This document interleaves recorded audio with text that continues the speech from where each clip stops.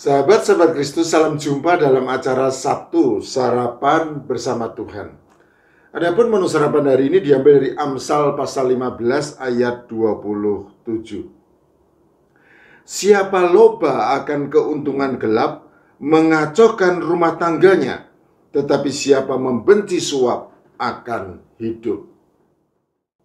Negara hadir, dia harus dihadirkan. Dan untuk bisa dia hadir, dia harus pakai APBN, hashtag uang kita.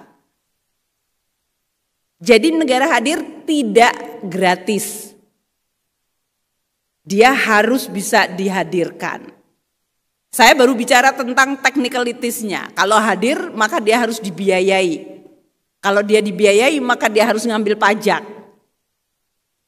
Saya baru dikasih kiriman sama Pak Prastowo. Pak Prastowo, Lukas nomor berapa Pak? 11, 18, 19, Lukas 19. Masih ada nggak Pak Pras? Kita baca aja ya Pak Pras. Supaya kelihatan bahwa saya knowledgeable katanya.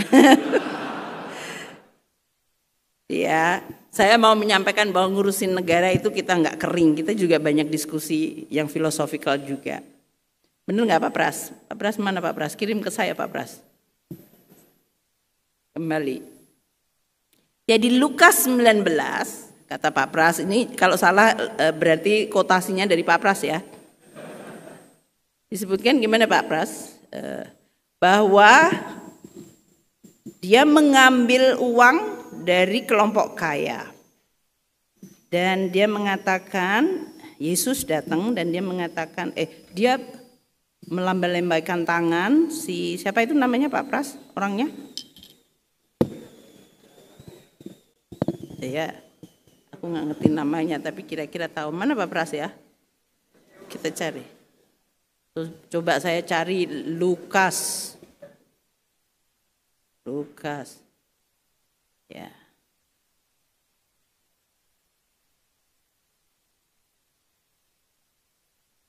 Ada Pak Pras? Udah hilang Pak Pras. Mana Pak Pras? Asik.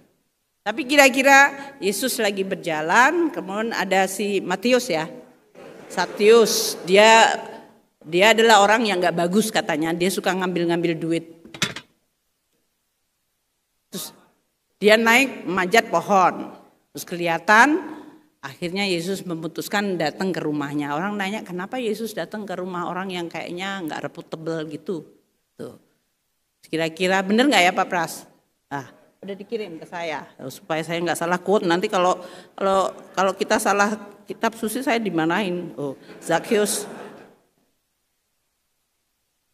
But Zacchaeus stood up and said to the Lord, "Look, Lord, here and now I give half of my possession to the poor." Ya, supaya kelihatan saya baik kan, menyuci, itu nyebokin kalau bahasa. "And if I have cheated anybody out of anything, I will pay back 4 times the amounts." Saya bilang sama Pak Prastowo, interpretasi saya sebagai Menteri Keuangan adalah kalau kita ngambil, tapi katanya Bu ini kan Zacchaeus itu orang jahat, negara kan nggak jahat, ya moga-moga. Kita ngambil pajak seperti Zacchaeus, then I have to pay back half of my possession to the poor. Jadi kalau APBN ngambil dari pajak, separuh harus untuk orang-orang yang tidak mampu dan miskin. Nanti kita lihat profil APBN kita ya. And then disebutkan di bagian keduanya, dan bukan mereka yang saya ambil, mereka akan dapat 4 kali lipat benefit. Anda yang bayar pajak, Anda dapat benefitnya. Kira-kira translasinya dalam pengelolaan APBN seperti ini. Pendapatan diambil dari masyarakat. Mestinya yang mampu kan? Karena kita ada PTKP, pendapatan tidak kena pajak. Jadi yang nggak mampu ya nggak bayar pajak. Karena saya sering mendapatkan keluhan, saya udah nggak punya income, saya harus bayar pajak. Saya bilang yang mana bayar pajaknya? Kalau nggak punya income, Anda nggak bayar pajak. Bahkan Anda menikmati hasil dari pajak. LPG 3 kilo, kalau di rumah-rumah para Romo ada LPG yang 3 kilo, itu Anda menikmati hasil dari tadi. Kalau listriknya di 900 VA atau 1200, itu menikmati subsidi banyak. Jadi jangan bilang nggak menikmati APBN ya. Dan tentu saja kita bisa mengurusin republik ini relatif aman, itu juga karena ada yang bayarin untuk aman. Nah, 50% dan 4 kali lipat itu basically di dalam translation public finance management adalah Anda harus punya rezim pajak dan APBN yang progresif, bukan regresif, yang makin lemah makin dipajakin tinggi. Progresif itu artinya yang bagus, yang punya dia bayar dan itu dipakai untuk equality. Kan sama seperti pesannya Paus tadi, keadilan, inklusivitas.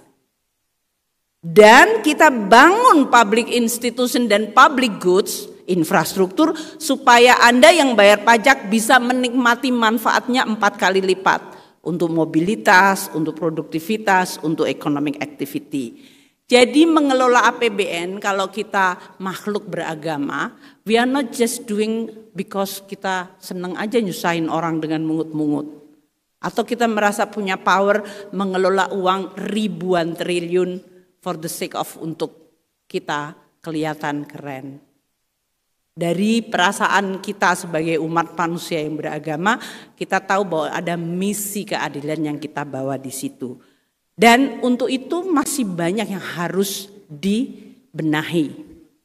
Negara hadir dan hadirnya itu ditopang dengan APBN, itu we have to collect more, spend better, dan jaga risiko pembiayaannya. Dan yang paling penting jangan korupsi. Itu angel banget. Iya. Jadi jangan dipikir negara hadir itu negara tidak punya nafsu bagi dirinya sendiri. Negara itu manusia. Terdiri dari manusia-manusia, dari mulai pejabatnya sampai birokratnya. Mereka punya interest, makanya dalam mengurus negara dan menciptakan kehadiran negara untuk mengoreksi neoliberalisme seperti yang dikatakan Paus Franciscus, we have to make sure bahwa negara itu bersih. There is no conflict of kepentingan. Dia punya integritas, kompetensi, dan profesionalisme. Menteri Keuangan Sri Mulyani dalam Seminar Nasional Jesuit Indonesia sesi pertama, Prospek Ekonomi Indonesia di Era Pemerintahan Baru, mengutip teks Alkitab dari Injil Lukas tentang kisah seorang pemungut cukai bernama Zakheus. Beliau lalu memberi penafsiran sebagai Menteri Keuangan terhadap apa yang dijanjikan Zakheus sebagai tanda pertobatan setelah perjumpaannya dengan Tuhan Yesus Kristus, sebagaimana tercatat dalam Lukas pasal 19 ayat 8. Tuhan, setengah dari milikku akan kuberikan kepada orang miskin, dan sekiranya ada sesuatu yang kuperas dari seseorang, akan kukembalikan 4 kali lipat. Sri Mulyani menghubungkan teks tersebut dengan pajak yang dipungut oleh negara, sehingga secara tidak langsung menyamakan negara dengan Zakheus. Beliau berkata, negara hadir, dia harus dihadirkan, dan untuk bisa dia hadir, dia harus pakai APBN, hashtag uang kita. Jadi, negara hadir tidak gratis, dia harus bisa dihadirkan. Kalau hadir, maka dia harus dibiayai. Kalau dia dibiayai, maka dia harus ngambil pajak. Menanggapi protes dari staf khusus Menteri Keuangan bidang komunikasi strategis Justinus Prastowo, Bu, ini Zakheus itu kan orang jahat, negara kan tidak jahat. Maka dengan enteng beliau berseloroh, ya moga-moga. Sri Mulyani lalu melanjutkan, negara mengambil pajak seperti Zakheus, separuhnya harus untuk orang-orang tidak mampu dan miskin. Anda yang bayar pajak, tentunya yang mampu, maka Anda dapat keuntungannya. Nah, 50% dan 4 kali lipat itu pada dasarnya dalam penerjemahan manajemen keuangan publik adalah Anda harus punya rezim pajak dan APBN yang progresif. Artinya yang punya dia bayar pajak dan itu dipakai untuk kepentingan bersama. Kan sama seperti pesannya Paus Fransiskus tadi, keadilan, inklusivitas. Dari perasaan kita sebagai umat manusia yang beragama, kita tahu bahwa ada misi keadilan yang kita bawa di situ. Dan untuk itu masih banyak yang harus dibenahi. Negara hadir dan hadirnya itu ditopang dengan APBN. Kita harus mengumpulkan pajak serta membelanjakannya dengan lebih baik dan jaga risiko pembiayaannya. Dan yang paling penting, jangan korupsi. Itu sukar sekali. Ya, jangan dipikir bahwa negara hadir itu negara tidak punya nafsu bagi dirinya sendiri. Negara itu terdiri dari manusia-manusia, mulai dari pejabatnya sampai birokratnya. Mereka memiliki kepentingan. Makanya dengan mengurus negara, maka kita harus memastikan bahwa negara itu bersih dari skala konflik kepentingan. Ia harus punya integritas, kompetensi, dan profesionalisme.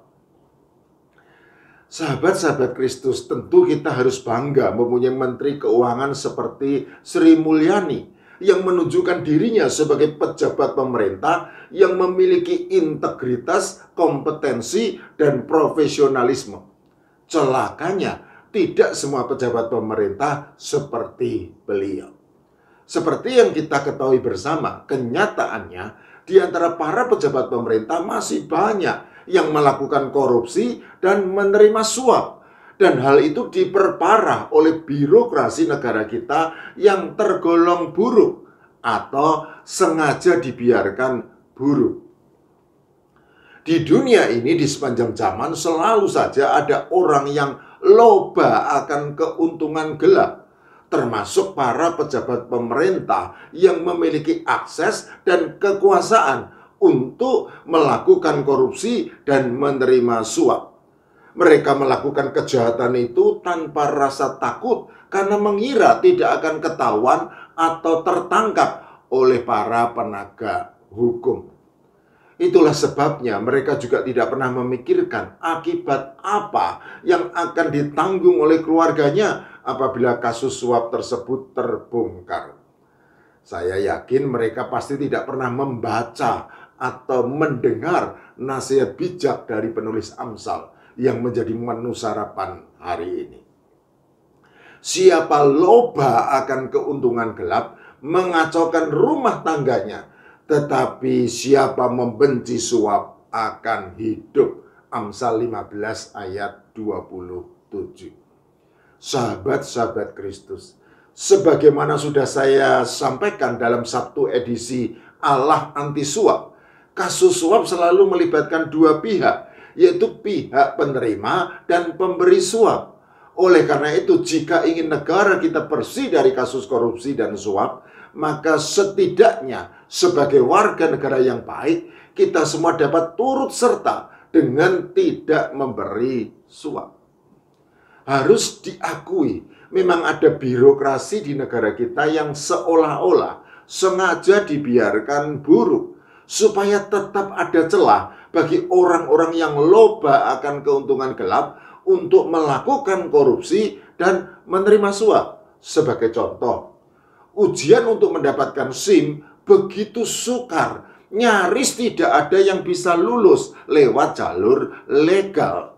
Sehingga pada gilirannya banyak yang memilih jalur ilegal dengan mengurusnya melalui bantuan calo yang pasti akan memberi suap kepada pihak yang berwenang, yang tentu hanya sekadar oknum. Saran saya, jangan pernah menyerah dan kemudian memilih untuk berkompromi melakukan kejahatan suap, betapapun buruknya birokrasi negara kita. Kita harus memegang prinsip lebih baik melanggar hukum manusia daripada melanggar hukum Allah. Kita bisa belajar dari Paulus yang meskipun diperlakukan tidak adil oleh wali negeri Felix dengan dipenjara tanpa suatu kesalahan, tetapi tetap setia memegang hukum Allah dengan tidak memberi suap kepada wali negeri Felix yang memang mengharapkannya. Kisah Para Rasul pasal 24 ayat 1 sampai 27. Sahabat-sahabat Kristus, jadilah orang-orang yang anti suap, sama seperti Allah kita juga anti suap. Amin.